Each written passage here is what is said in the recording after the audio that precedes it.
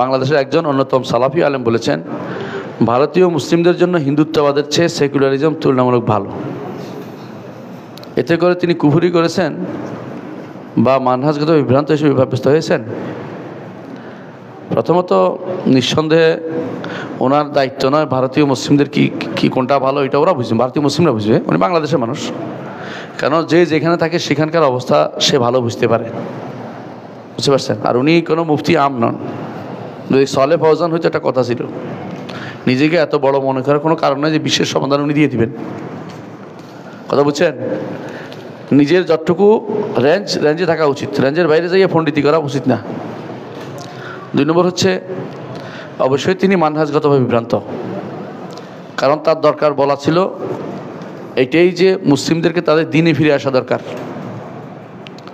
ভারতের মুসলিমরা কম না, সংখ্যায় তারা অনেক বেশি, এর চেয়ে কম সংখ্যক শিখরা কয় হাজার, সর্বোচ্চ 1 কোটি হইল ধরলাম। ভারতের মুসলমান কয় কোটি আছে? 35 কোটি, 30-35 কোটি। 35 কোটি মুসলিম, একবার সেকুলার একবার বেকুলার। হ্যাঁ, তার দরকার ছিল কি দিনের দিকে ফিরে আসা, যে প্রত্যেকে দিন মানতো, তাহলে কি হইতো?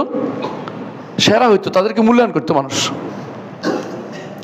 ওয়ালা ইয়ানসুরুল্লাহ মান ইয়ানসুরু, যারা আল্লাহকে সাহায্য করে আল্লাহ তাদের সাহায্য করে। আল্লাহকে সাহায্য মানে কি? আল্লাহ দিনকে সাহায্য করে।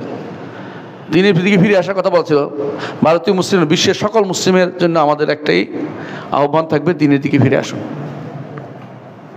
এখানে অমুক ভালো তমুকের চেয়ে অমুক ভালো, এটা কোনোটাই, এই সিস্টেমটাই খারাপ। এই সিস্টেমে কিছুদিন পর আপনাদের কাছে আসবে দাওয়াত, আমার এইটা দেন, আমার ওইটা দেন। কেন? আমি অমুকের চেয়ে ভালো আছি। হ্যাঁ, আমি অমুকের চেয়ে ভালো বোঝা যাবে আপনার কর্মকাণ্ডে। ইমানিয়াতে দাওয়াতে আপনি এখনও পোক্ত হন নাই, আপনার কাছে এখনও ইমান আপনার কাছে গ্রহণযোগ্য হয়নি অনেক কিছু। কথা বুঝতে পারছি? এটা কখনো এইভাবে এই মানহাজগত বিভ্রান্তিটা কোনো সন্দেহ নেই। কুফরি করবেন না, কুফরি বলবেন না কেন? তিনি কিন্তু এটা গ্রহণ করতে বলে নাই, গ্রহণ করতে বলে নাই। তিনি বলছেন ওদের জন্য এটা ভালো মনে হচ্ছে, উনি ভুল বলছেন। এটা মানহাজগত বিভ্রান্তি, বুঝতে পারছেন? কুফরি বলে নাই কেন? তিনি ওদের জন্য ভালো বলছে, কি জন্য? তাদের হয়তো দুনিয়ার ভালো বলছে, দিনের ভালো বললে কাফের হয়ে যাবে। আপনি বুঝাতে পারছি? 2টা সোর আছে, এটা একটা ডাকাইত আছে। আপনি বলেন যে ডাকাইতের থেকে সোর ভালো, রাতের বেলা চুরি করে, এটা অর্থ কি কাফের হয়ে যাবে নাকি? না, কোনটার ভালো বলে না, এটা অর্থ এটা হচ্ছে 2টাই খারাপ। কিন্তু বলার দরকার ছিল না, 2টাই শয়তানকে বলার দরকার ছিল। কারণ খারাপের মধ্যে আবার মূল্যায়ন করার আপনার দরকার নেই, এত কাম খারাপ, 2টাই খারাপ। আপনি কি করবেন? আপনি তাদের দাওয়াত দিবেন, ভালো কাজ দিকে নিয়ে আসবেন, এটাই ইমানদারের কাজ। আপনি কেউ কিছু ভালো আছে ওইটা শোনো না, এটা শোনার দরকার নেই। কিছু ভালো মানি না, কোনো ভালো ফুল ভালো হইতে হবে, কিছু ভালো দিয়ে আমার কাজ চলে না, কারণ বাধ্য নই আমি। কথা বুঝছেন? বাধ্য নই। বাধ্য হলে একটা কথা ছিল যে একটা নিতে হচ্ছে আমাকে। অনেকে এই মাসলা নিয়ে কয়দিন পরে আসবে, আহওয়ানুল বালিয়াতাইন, হ্যাঁ, মন্দের ভালো, 2 বিপদের চেয়ে ছোট বিপদ। এগুলি হচ্ছে ওই সময় যখন বাধ্য হয় মানুষ একটা নিতে হয়, যেটা বাধ্য নয়, উইলিংলি নেই, এটা হারাম। কোনো বিপদে নেওয়া যাবে না। কেন নিবে? বিপদে যাবো কেন?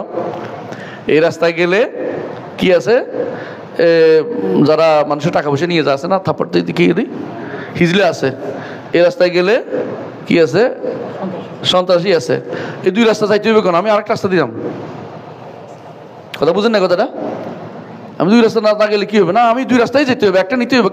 এই যে আপনার মাথার উপর তুলে দিয়েছে, এটাই তো ভুল ছিল, এই সিস্টেমটাই তো ভুল। ওই সমস্ত 2টি রাস্তায় আমাকে পরিত্যাগ করতে হবে, এটাই ইমানদারের কাজ।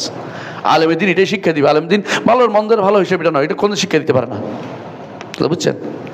বাধ্য হলে আলাদা কথা এটা।